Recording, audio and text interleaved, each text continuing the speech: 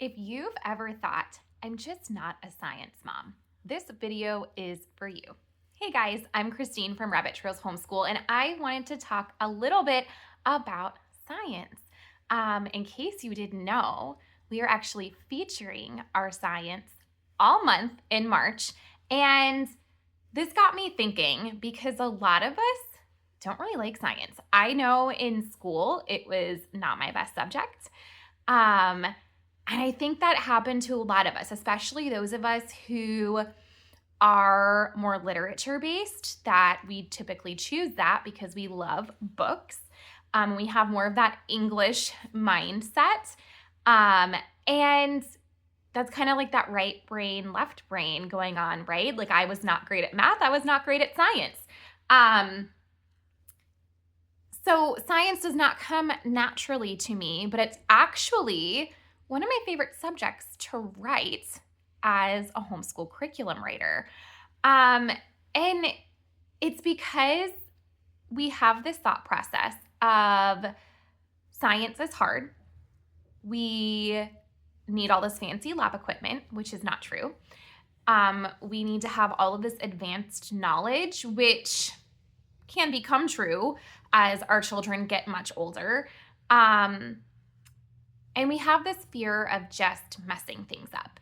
And so I want this to encourage you because as a very not science-minded person, you can absolutely accomplish great science in your homeschool. So the goal, especially in elementary school and even into those middle school years, the goal is not mastery when it comes to science. It is not memorization. The goal is not completing a workbook or a textbook or anything like that. When we are teaching children about science, the goal is curiosity. It is observation. It is asking questions, and it is building wonder. So this is a big reason why we actually start with nature-based curriculum for our elementary units. And we do have some stuff that's like on space, and some other topics that are not quite so nature-y, even though space is kind of nature in a way, just nature, not on Earth, right? It's still talking about things that we have, like the sun and the moon and all of that. But we really can start easily with those nature studies because it brings in that curiosity and the actual exploration of the world around us. And so when kids can get outside and they can see that flower that they're learning about in their botany lesson, or they can see that salamander that they're learning about in their reptiles and amphibian curriculum, or they can see the birds in their own backyard from the birds curriculum, whatever it is, they're able to tie things together because it's concrete. They're able to see those things in their own backyards or at the park or whatever it is. They're able to connect those things. And so it builds that curiosity and it builds that exploration. And so those are some of the ingredients that you need for creating that lifelong love of learning, which is something we obviously want to instill in our children. We want them to love to learn because it's going to encourage them to just continue to dive into topics. It's going to continue to have them think outside of the box and to not be intimidated when those harder topics come later during high school and college and whenever it is. So a big reason why we include so much literature is because a lot of times textbooks, they really kind of disconnect us from facts. So I wouldn't even call them textbooks. Like our spine books, our science is a little bit different because we have spine books that the kids will get some information out of those spine books, like Explanatorium of Nature. There's some DK books. Right now on our home, we're going through the DK weather book. So some of those have some facts and whatnot, but they're presented in a way where kids are able to see those pictures. They're able to relate to those things. And so they're not super duper textbooky. They are just more of like the nonfiction type books.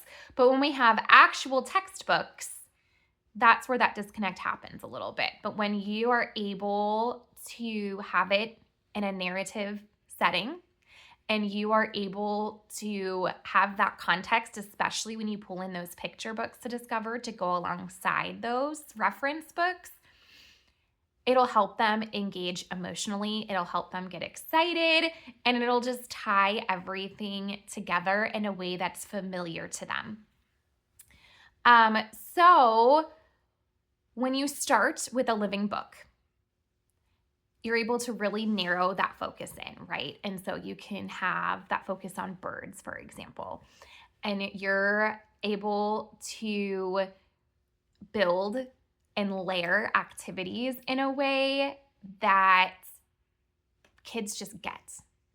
And you're able to have that central theme, and you're able to repeat that central theme, but it's still staying fresh, because even if we're learning about birds, there's so many different types. There's owls, and that's a whole study. And there's flamingos, and that can be a whole study. There's hummingbirds, which can even bring in geography, right? Because they're migration patterns.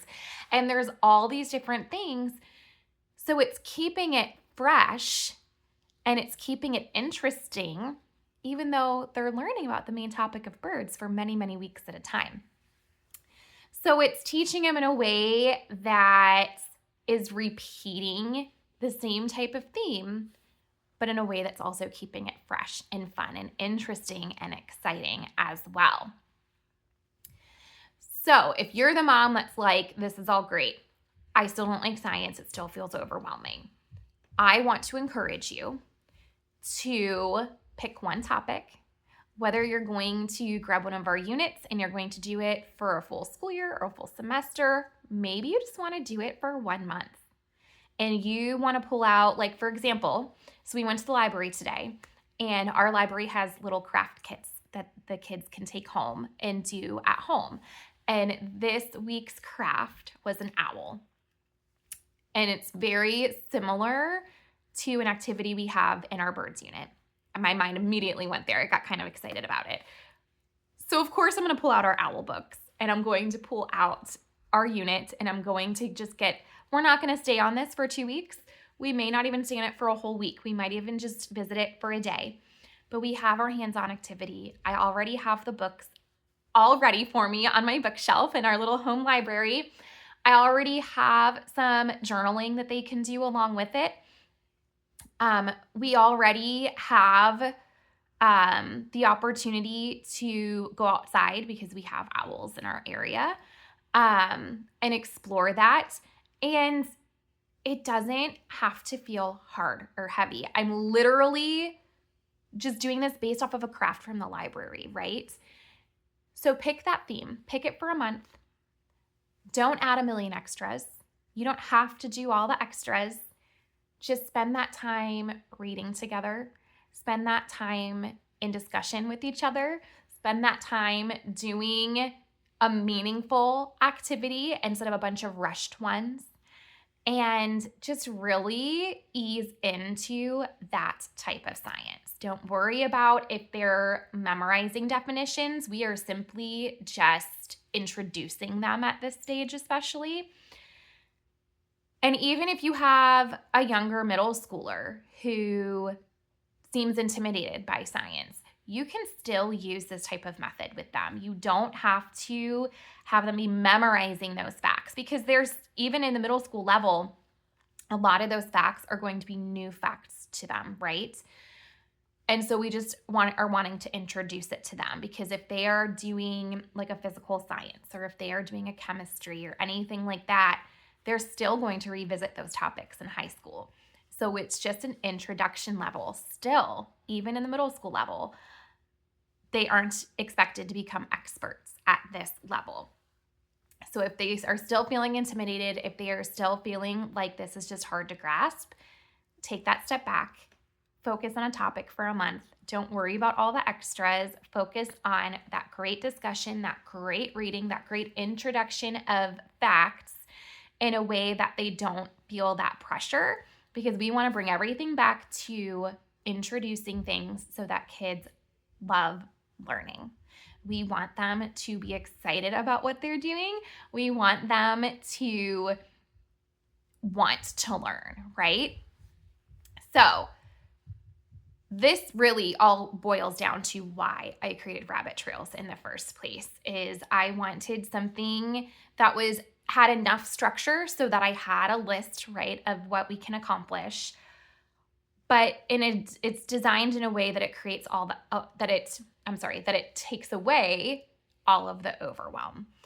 And so yes, we have our list, but it's not done to where Monday you have to do this, Tuesday you have to do this. It is done in a way that what's going to work for your home. And so we're able to take those science concepts and we're able to break it down in a way that works for our unique home. And we are able to say, let's get started. We're able to get that book. We're able to have that discussion. We're able to do that hands-on activity in a way that feels light and encouraging and takes away the stress of, I don't have any expensive equipment, or I don't know about the science topic. Learn about it with your kid. I feel like I've learned so much since I started homeschooling 13 years ago that I never would have known before if I did not learn it along with my kids, even my little kids. So it's just a really sweet way to learn. And I really encourage you guys to just enjoy that time coming alongside your kids, because maybe your kid does love science and it's just not your thing, that it doesn't have to be this hard thing with tons of prep on your end. It's something that you can say, great, what topic do you want to learn about? Space, let's dig into it. Bugs, let's dig into it. Botany, let's dig into it, especially with the spring coming. The bugs and the botany and homesteading and all of that would be great topics to discuss along with your kids, because it's all stuff that's coming back out and that you're able to go outside and learn with them. So if you're wanting to see inside of all of those things, I do have walkthroughs of all of my curriculum here on my channel. So you are more than welcome to look at any of those. And I will also link our sciences down in the description as well, so you guys can head to our science. But like I said, we are featuring science in March. So I am super science focused, but it's something that I never want you guys to feel like it has to be heavy in your home. And so this is a great time to simplify it. And don't feel like you have to wait. I know that we're kind of wrapping up a lot of our school years going, there's only a few months left. Don't feel like you have to wait till the fall to make a change. So if what you're using feels heavy and if what you're using is not the right fit, it is never too late to make a switch. So if you are like, this is what I need, make the switch.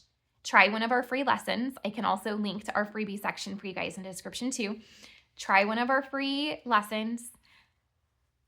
See if it's a good fit. Move forward with it, because you can have such a good time exploring and you can have such an easy way to bring that love of learning into your home. So don't wait. Get it today. Try out that free lesson and it really lighten up that science in your home. So if you have any questions about just teaching science, about rabbit trails through science, about any of that stuff, please put them down in the comments. I would love to hear about any of the questions that you have. And I hope to speak with you guys again soon, because I just have a lot I want to talk about science for this month. If you are catching this during the month of March 2026, we have a lot of cool stuff coming up. I have a big birthday sale coming up. We have our first annual art contest coming up. We have so much in store for the month of March. So our science focus is only like a drop in the bucket of what we have going on. So definitely follow along. You can sign up for my emails on my website. You can follow along on Facebook or Instagram.